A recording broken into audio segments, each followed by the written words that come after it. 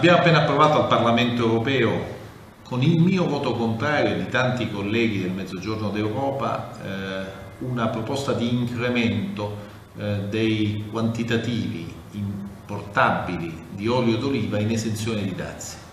È una misura dal mio punto di vista sbagliata perché non serve ai tunisini. I tunisini con questa misura non ne hanno alcun vantaggio, mentre l'obiettivo dell'intervento è proprio quello di favorire la crescita economica della Tunisia e evitare i fenomeni migratori.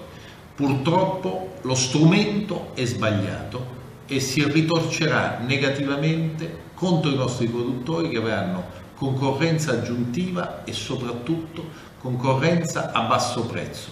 I nostri produttori solitamente vendono l'olio a bocca di frantoio a 5 euro, 5,50 euro, 4,50 euro quando va male in Sicilia, mentre invece avremo olio che entrerà sul nostro mercato a 3,20 euro, 3,30 euro, sarà venduto per essere imbottigliato e essere immesso sui canali della distribuzione a un prezzo inferiore rispetto a quello che è il costo di produzione dei produttori italiani.